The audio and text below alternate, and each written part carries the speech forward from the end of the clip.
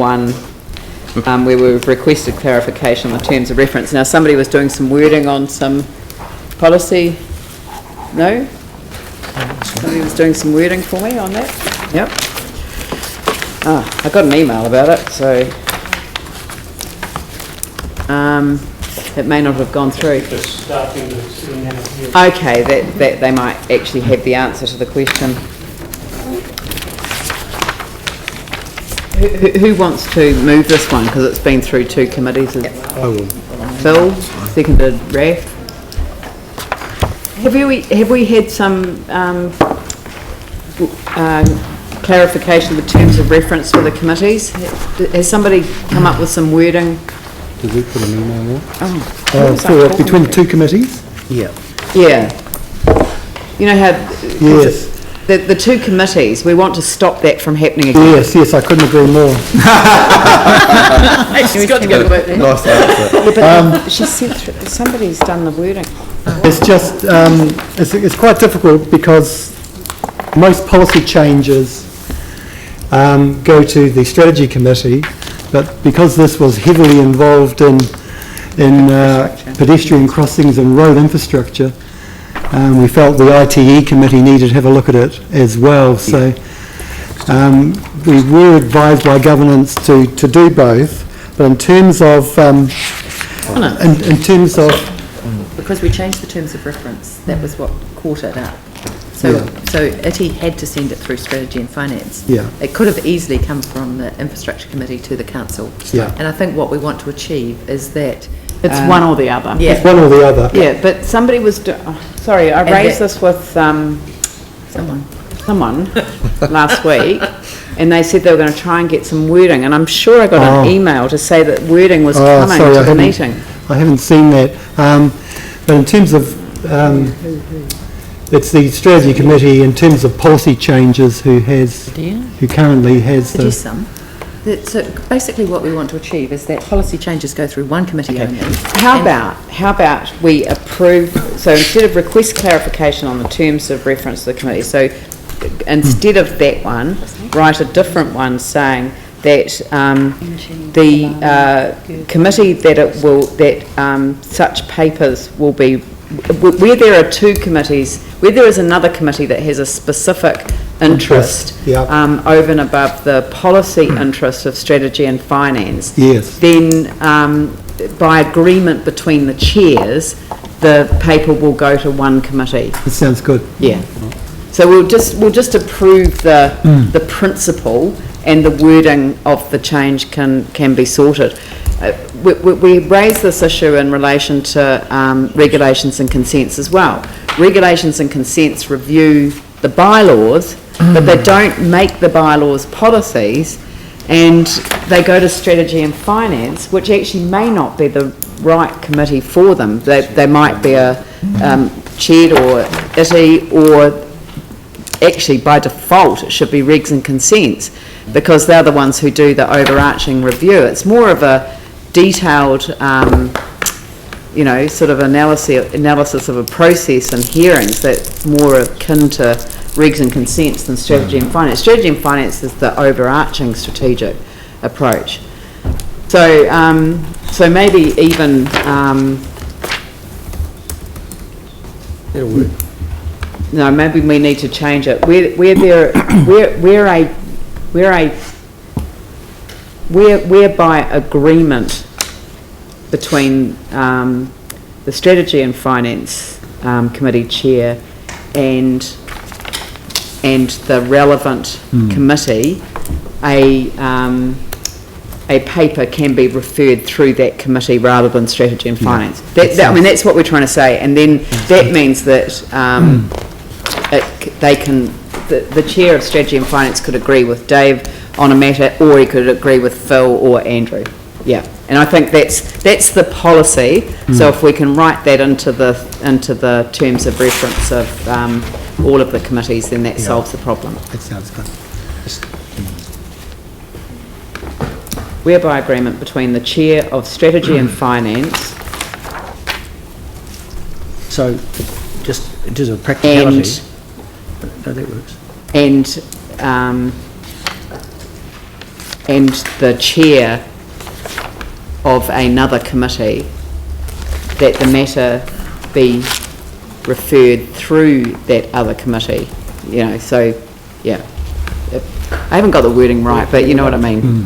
Yeah, there may be a process issue around this as well, because of course Phil as the chair of ITI and I as the chair of CHED aren't aware of what the workflow coming through strategy and finance is. So RAF may discuss a paper with staff in relation to the agenda setting meeting for strategy and finance, and of course we won't know that it's on the strategy and finance agenda until such time as it appears there.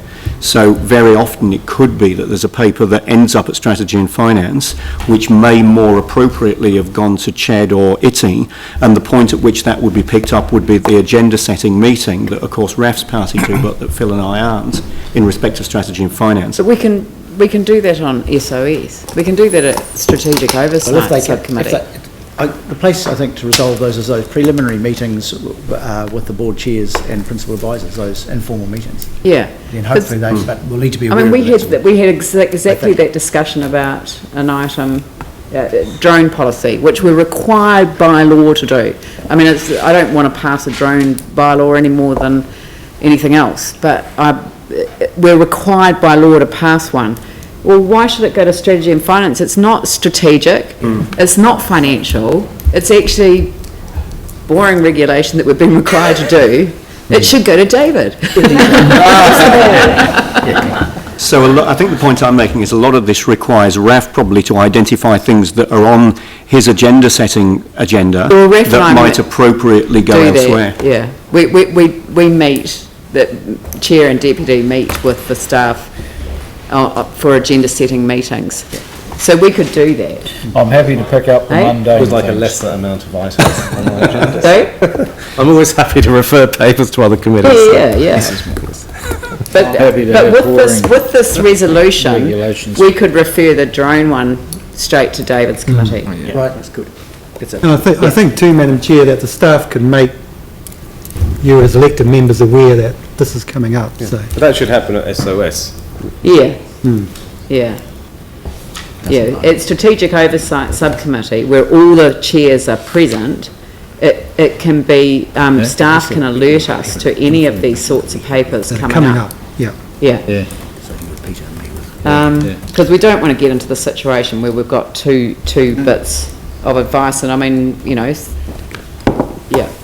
may not be consistent. Yanni? Yeah, particularly with disabilities, this also comes on the terms of reference for CHED. Yes. So I just wanted to check that this policy has been discussed with our disability advisory group, who report to CHED, and if so, what their feedback was. I know it has been discussed with the disability sectors. I'm not sure, Councillor, exactly how many, but because they are mentioned in here. So I think my recollection, it's fine print now, but it was discussed, as Richard's saying, it was discussed with all of the disability advocacy groups. Just think we've got an advisory committee or group set up especially for this. It would be really good to have, as part of agreeing to a policy, a summary of their feedback, given that that's their whole purpose for existence. Well, their feedback is in the report. Well, I couldn't find it. Small print. Well, if it hasn't been to an advisory committee that's set up for the purpose, but it's gone through two committees, and I mean, I'm happy that we delay it for another meeting if it hasn't been to the advisory group. Well, Philip Asher reported on that. Absolutely. There's comment in the report from DAP. Sorry? I'm sure of it. The print is very small in this edition, but I do recall when it came to the ITI committee that it certainly had been to the different disability advocacy groups, including the Foundation for the Blind and DAP. I'm asking for something quite... Oh, okay, you said the disability advisory group that we have internally within council, so that we bring in community representatives from this. So that's fine. If it's been there, that's great. It would just be good to get something back from them over their view of this as part of this report. And I mean, it's pretty hard to read, as you pointed out, some of the pages, but I just think it goes across 3 committees of council. No longer. So, and we've also got an advisory group, so No, what Yanni's raising is a good point, and I'm not sure that the paper says that it went to the, I think it probably doesn't say there. right. So 'cause it we- should, we have a disability advisory group. Are they called together, do they meet regularly or only when papers are being made available? Or what's the process? Yes, I'm not sure. We specifically send all the information and work with the Blind Foundation and the Disabled Persons Assembly of Christchurch. So